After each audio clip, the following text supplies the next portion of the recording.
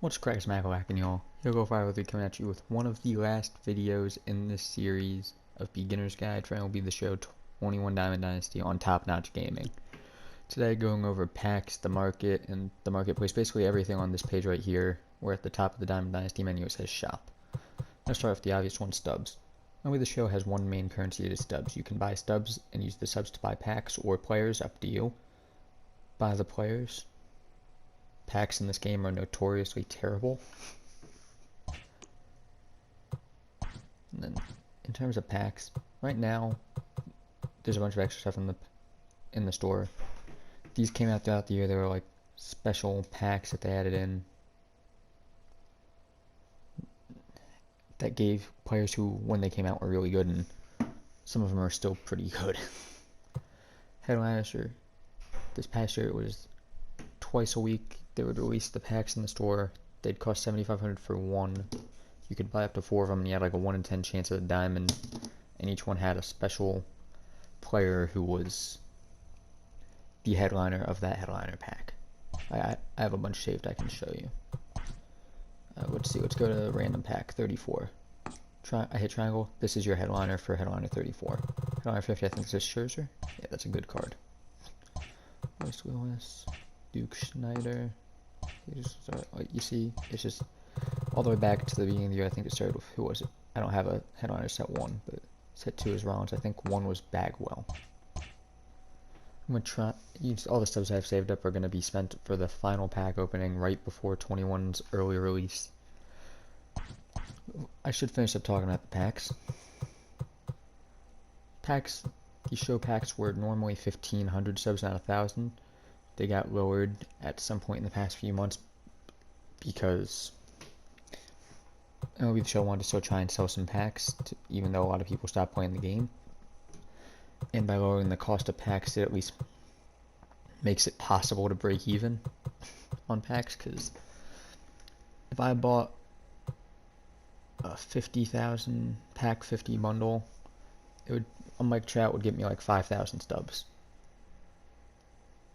Actually, after tax, I'd about break even if I pulled Mike Trout, who is like the most expensive card you can pull. In the community market, you can go players, equipment, sponsorships, unlockables, and stadiums. And MLB The Show is different in that when you're buying a card, let me go to someone a little cheaper. Here we are, 17,000. Say I wanted to buy Rogers Hornsby. I go to buy sell options. I have one that I can sell, and I'm not going to because I actually kind of like this card. The way it works is, if I want to create a buy order, I can put in a price that I want to pay for the card. You want that price to be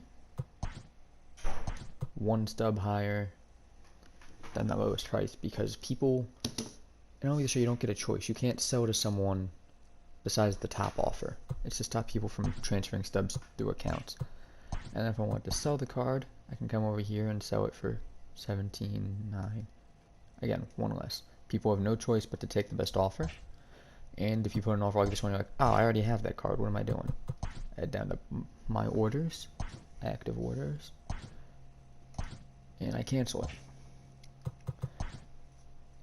The reason I show you buy and sell orders is, well, look at Salvador Perez, it costs an extra 115,000 to just buy. If I want to buy the card right now, boom, I hit buy, it's mine. I'm not doing that because I don't want to waste that many stubs.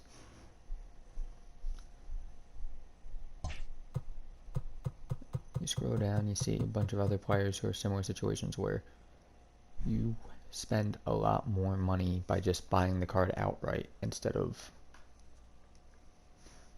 putting in a buy order, and in the case of standard usual, getting it for about half the price. At the end of the year, the difference won't be this big, but with the higher overall, more expensive cards, it will still be a decent, maybe closer to this. Like, on a card about as expensive as this Manny Machado, like if a card's 280,000, it will probably have a 20-30,000 stub gap, just small enough that you won't make money trying to buy them and then sell them back with buy orders and sell orders. The show market is set up to avoid people abusing it to their friends or to themselves on a second account, basically, where most games kind of don't monitor that sort of thing and let you buy whoever you want. Like I said, you can only buy that first card, or I could only sell that first card if I had a sellable version of this card.